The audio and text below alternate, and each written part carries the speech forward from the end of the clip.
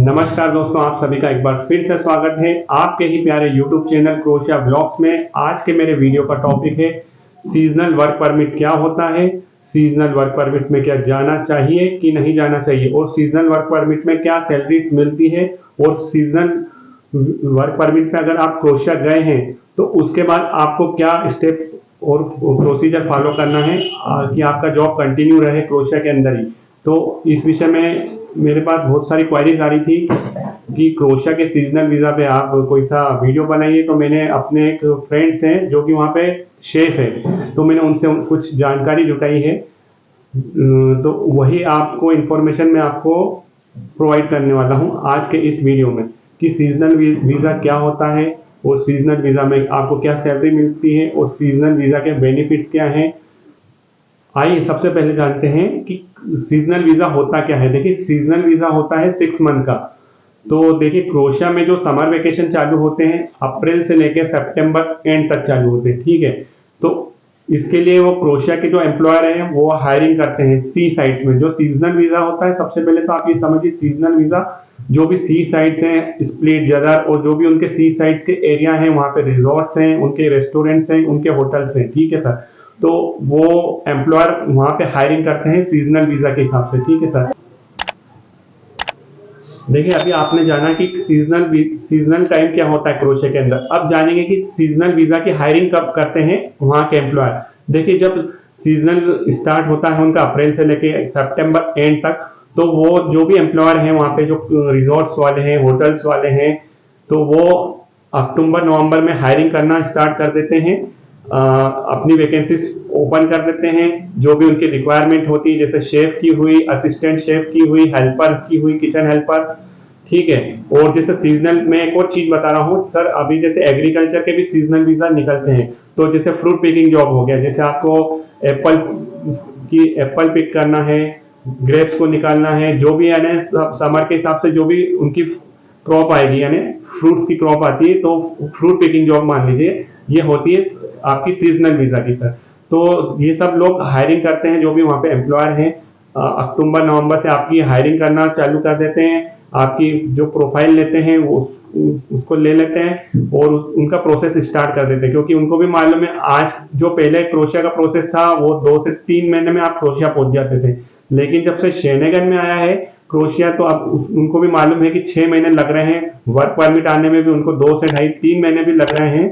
तो और स्टाम्पिंग में भी 90 डेज 120 डेज लग रहे हैं। बाकी क्या होता है, सीजनल वीजा का जो स्टाम्पिंग है वो हो सकता है जल्दी लग रहा है, वो 60 से लेकर 90 दिन में आपका वीजा स्टाम्पिंग डेफिनेटली हो रहा है। जो भी सीजनल वीजा वाले हैं ना, उनका 60 से 90 दिन के अंदर वीजा स्टाम्पिंग हो जाता है, क्योंकि क्रोशिया की जो एम्बेसी उनको भी मालूम है कि ये वर्क परमिट सीजनल वाला है, तो वो उनको प्रायोरिटी देते हैं, ठीक है सर। अब बात आती है कि जो सीजनल वीजा पे गए हैं उनका ड्यूटी क्या रहती है और उनकी अर्निंग क्या होती है। देखिए, जिनसे मेरी बात हुई वो खुद एक शेफ है, तो उन्होंने मुझे जो अपना एक्सपीरियंस था मेरे साथ शेयर किया है, वही एक्सपीरियंस जो मैंने उनसे इंफॉर्मेशन ली है मैं आपके साथ साझा कर रहा हूँ, एक्सचेंज कर रहा हूँ सर, ठीक है। तो जो मान लीजिए उनका एग्जाम्पल ही दे रहा हूँ, उनकी जो ड्यूटी स्टार्ट होती है शेफ की सुबह 8 बजे से स्टार्ट होती है, तो रात को 12 बजे तक भी, कभी कभी किसी दिन में 12-12 बजे तक वो नाइट ड्यूटी करते हैं सर। क्योंकि सीजनल में क्या होता है, बहुत सारी पार्टीज ऑर्गेनाइज होती है, किसी की वेडिंग्स है, किसी का कुछ ग्रुप की भी जो होती है पार्टीज होती है, तो वहां पे सुबह 8 बजे से लेकर रात को 12 बजे तक हो सकता है, कभी कभी 10 बजे तक भी होता है काम। तो इसे कंटिन्यूस काम होता है, तो इसमें आपको ब्रेकअप नहीं मिलता है, आपको वीकेंड की छुट्टी भी नहीं मिलती। कभी कभी उनका ऐसा हफ्ता भी जाता है, क्योंकि सीजनल में कमाई तो बहुत है।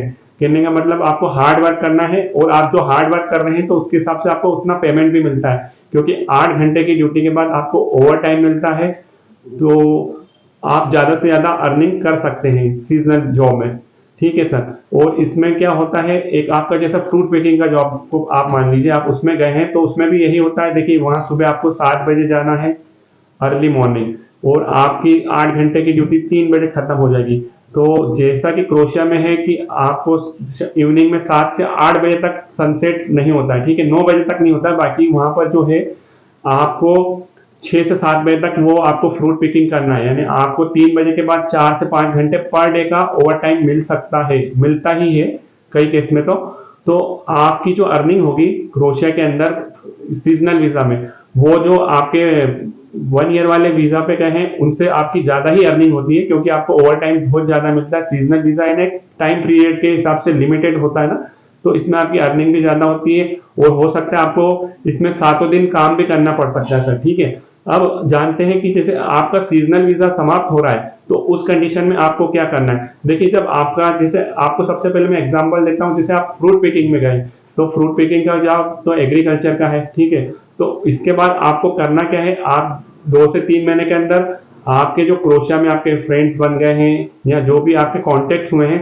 तो आप उनसे रिक्वेस्ट कर सकते हैं, आपका जो भी प्रोफाइल है आप उनको भेज दीजिए, तो वो आपको कंस्ट्रक्शन हेल्पर में लगा देंगे। या आपके पास आपने मान लो आपके पास स्किल दूसरी थी, आप खाली एंट्री के हिसाब से फ्रूट पिकिंग जॉब में गए, तो वो तो बहुत बढ़िया बात है। जैसे आप इलेक्ट्रीशियन हुए, प्लम्बर हुए, तो आपको तो कंस्ट्रक्शन की तो आपको साल भर यानी 11 महीने तो आपको कंटिन्यूसली आपको जॉब वैकेंसीज मिलती रहेगी। यानी तो आप अपने फ्रेंड्स या आपका जो भी कांटेक्ट में आया है तो उनको प्रोफाइल दे दीजिए। जब भी आपकी एक छुट्टी हो तो आप आपके सी साइड से या जहां भी आपका फ्रूट पिकिंग का एरिया है, ठीक है, जैसे वो सर्बिया बॉर्डर पे है, जैसे ज्यादातर तो फ्रूट पिकिंग के जॉब सर्बिया बॉर्डर पे, तो आप वहां से एक दिन जागरिब में आ जाइए। जागरिब में क्या है, आपको वैकेंसीज बहुत क्वांटिटी में मिल जाएगी।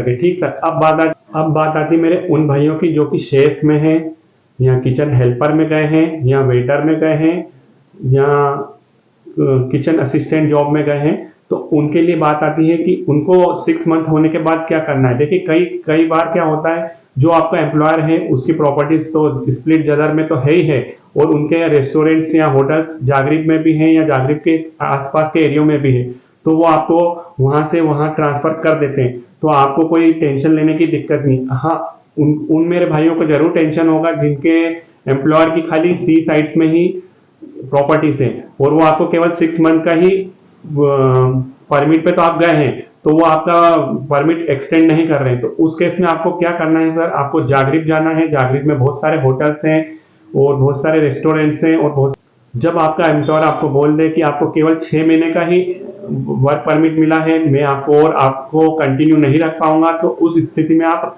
जागरिब चले जाइए। 4 महीने 3 महीने आप जब आपकी जॉब हो जाए तो जागरिब जाके आपके जो फ्रेंड्स हैं या जो भी आपकी एम्प्लॉयमेंट एजेंसीज भी हैं वहाँ पे, जो आपको जॉब प्रोवाइड कर देगी आपकी प्रोफाइल के हिसाब से। ठीक है सर, तो आपको बहुत इजी रहेगा।